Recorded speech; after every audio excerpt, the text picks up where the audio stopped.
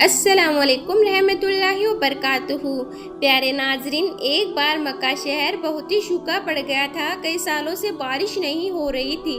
جانور بھی پیاس سے مرتے جا رہے تھے، لوگوں کی حالت بہت خراب تھی، سب موت کی کگار پر تھے کہ انہی دنوں میں ہمارے حضور صلی اللہ تعالیٰ علیہ وسلم کی دادی اور حضرت مطلب کی بیوی حضرت رقیہ نے ایک خواب دیکھا کہ کوئی اسے کہہ رہا ہے کہ اے مکہ والو، تمہارے بیچ ایک نبی آنے والے ہیں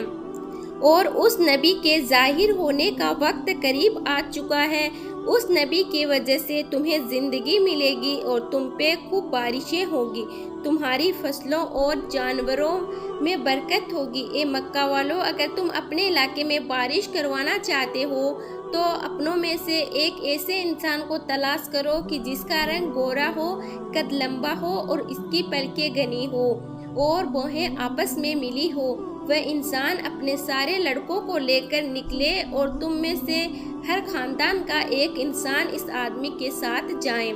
سب پاک ہو کر جائیں، اچھے کپڑے پہنیں اور خوشبو لگائیں اور سب سے پہلے جا کر کعبہ کے پاس حجر اسود کو چومیں اور پھر سامنے والے پہاڑ جبل ابو قبیس پر چڑھ جائیں۔ اس پہاڑ پر پہنچ کر وہ آدمی جس کے بارے میں اوپر نشانیاں بتائی گئی ہیں وہاں بیٹھ کر بارش کی دعا کریں اور سارے لوگ آمین کہیں تو بارش ہو جائے گی۔ صبح اٹھ کر ہمارے حضور صلی اللہ علیہ وسلم کی دادی رقیہ نے خواب جب مکہ والوں کو بتایا تو سب حیران رہ گئے اور کہنے لگی، یہ خواب کوئی عام خواب نہیں ہے، بلکہ اللہ کی طرف سے ہمیں پیغام بھیجا گیا ہے کہ ہم اس پہاڑ پر چڑھ کر دعا مانگیں تو ہم پر بارش ہوگی، اس لیے چلو اور اس آدمی کی تلاش کرو کہ جس کے بارے میں خواب میں بتایا گیا ہے۔ مکہ والوں نے اس آدمی کو تلاش کرنا شروع کر دیا تو وہ ساری خوبیاں جو خواب میں بیان کی گئی تھی وہ ہمارے حضور صلی اللہ تعالیٰ علیہ وسلم کے دادا عبد المطلب کے اندر نکل آئی تو لوگوں نے آ کر حضرت عبد المطلب سے کہا کہ آپ ہی ہمارے سردار ہو اور آپ ہی کے اندر وہ ساری خوبیاں ہمیں نظر آ رہی ہیں جو خواب میں بتائی گئی ہیں، اس لیے آپ چل کر ہمارے لیے بارش کی دعا کریں۔ عبد المطلب نے اپنے سارے لڑکوں کو جمع کیا اور مکہ کے ہر گھر سے ایک آدمی کو ساتھ لے کر کعبہ کے پاس آئے اور حجر اسود کو چوما اور پھر جبل ابو قبیس پہاڑ پر چڑھ گئے۔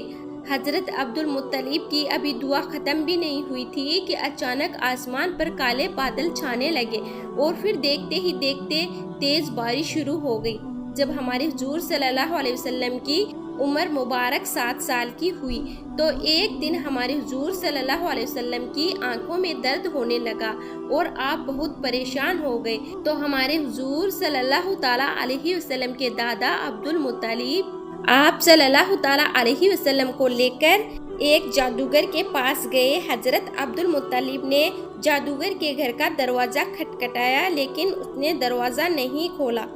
جب اس جادوگر نے بہت دیر تک دروازہ نہیں کھولا اور ہمارے حضور صلی اللہ تعالیٰ علیہ وسلم اپنے دادا کے ساتھ باہر کھڑے رہے تو اچانک اس جادوگر کی زمین ہلنے لگی اور زلزلہ آ گیا تو وہ گھبرا کر باہر نکلے۔ جب اس جادوگر کی نظر ہمارے حضور صلی اللہ تعالیٰ علیہ وسلم پر پڑی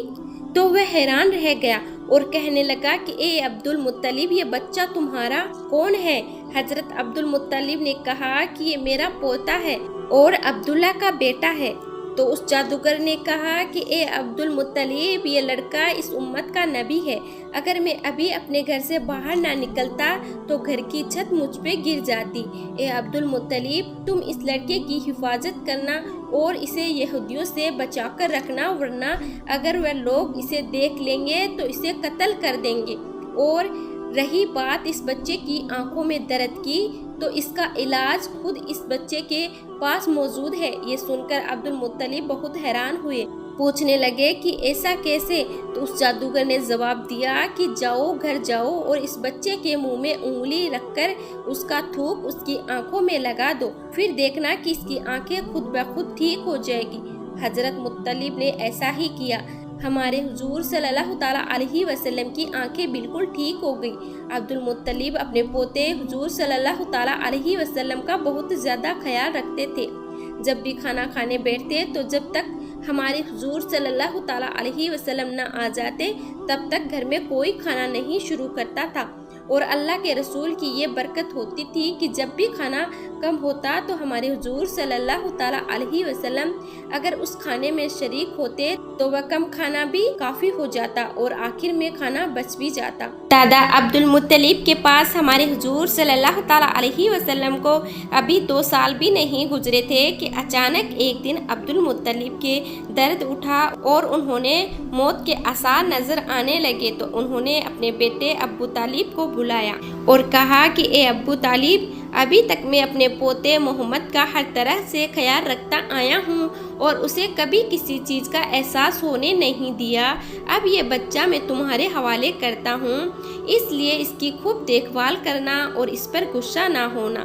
اتنا کہہ کر حضرت عبد المطلب کی وفات ہو گئی۔ دادا کی وفات پر ہمارے حضور صلی اللہ تعالیٰ علیہ وسلم بہت زیادہ روئے۔ آپ پریشان ہوئے کہ اب میرا کیا ہوگا، لیکن اس کی حفاظت خدا کرے، اس کے مددگار تو زمین آسمان بھی بن جاتے ہیں۔ حضرت عبد الطالب مکہ میں دفن کیا گیا۔ جس وقت دادا عبد المطلب کا جنازہ اٹھا اور لوگ انہیں قبرستان کی طرف لے جانے لگے تو ہمارے حضور صلی اللہ تعالیٰ علیہ وسلم جنازے کے پیچھے روتے ہوئے چل رہے تھے۔ ایک بار ایک صحابی نے ہمارے حضور صلی اللہ تعالیٰ علیہ وسلم سے پوچھا کہ اے اللہ کے رسول، کیا آپ کو اپنے دادا عبد المطلب کی وفات کے بارے میں کچھ یاد ہے؟ تو حضور صلی اللہ تعالیٰ علیہ وسلم نے فرمایا کہ ہاں، مجھے یاد ہے، میری عمر اس وقت 8 سال کی تھی۔ تو میرے پیارے بھائیوں اور بہنوں، یہ ویڈیو آپ کو پسند آئی ہے